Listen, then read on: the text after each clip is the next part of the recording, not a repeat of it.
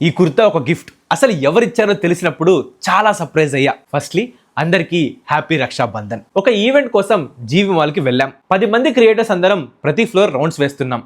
అందులో ఒక పర్సన్ ఒక ఫ్లోర్లో నన్ను ఆపి మీ కంటెంట్ చాలా బాగుంటుంది అన్నారు. ఖమ్మంలో మీలాంటి క్రియేటర్స్ ఉండడం రియలీ ప్రౌడ్గా ఉంది, మీ కంటెంట్ చాలా బాగుంటుంది అన్నారు అని మాట్లాడడం స్టార్ట్ చేశారు. ఫస్ట్ నేను నార్మల్ అప్రిషియేషన్ అనుకున్నా, కానీ ఆయన ఒక మాట చెప్పారు, మీ కంటెంట్లో ఒక జెన్యూనిటీ, మీ ఎఫర్ట్స్ కనిపిస్తాయని. ఆ మాట నాకు కొంచెం డిఫరెంట్గా అనిపించింది. ఎందుకంటే మనం కంటెంట్ క్రియేట్ చేస్తున్నప్పుడు మనం పెట్టే ఎఫర్ట్స్ మనకే తెలుస్తాయి, కానీ మనం ఎక్స్పెక్ట్ చేయకుండా బయట ఒక పర్సన్ అవి నోటీస్ చేసి చెప్పినప్పుడు ఆ ఫీలింగ్ వేరే లెవెల్. ఇంతలో ఒక ట్రాన్స్జెండర్ పర్సన్ కూడా వచ్చి మీ కంటెంట్ చాలా బాగుంటుందండి, మీరు అందరి గురించి చాలా బాగా చెప్తారు అని చెప్పి ఒక ఫోటో దిగి వెళ్ళిపోయారు. అప్పుడు ఆయన మళ్ళీ నాతో మీ కంటెంట్కి అప్రిషియేషన్గా ఒక గిఫ్ట్ ఇవ్వాలి అనుకుంటున్నా అన్నారు. అండ్ దెన్ ఆయన చెప్పిన మాట నేను అస్సలు ఎక్స్పెక్ట్ చేయలేదు. జీవి మాల్లో మీకు నచ్చిన 3 పేర్స్ తీసుకోండి. అప్పుడు నాకు అర్థమైంది, ఇంతసేపు నాతో నా కంటెంట్ గురించి మాట్లాడుతున్న పర్సన్ జీవి మాల్ ఓనర్ అని. అండ్ ఈ కుర్తా నేను ఆయన గుర్తుగా తీసుకున్న గిఫ్ట్.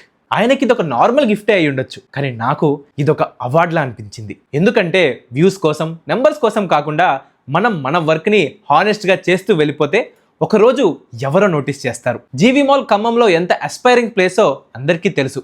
అలాంటి ప్లేస్ని బిల్డ్ చేసిన పర్సన్స్ నుంచి మన వర్క్కి ఒక అప్రిషియేషన్ రావడం నాకు జెన్యూన్లీ చాలా హ్యాపీగా అనిపించింది. ఈ స్టోరీలో మోరల్ ఏంటి అంటే, మీ ఎఫర్ట్స్ జెన్యూన్గా ఉంటే తప్పకుండా మిమ్మల్ని గుర్తిస్తారు. అందరికీ వన్స్ అగైన్ హ్యాపీ రక్షాబంధన్.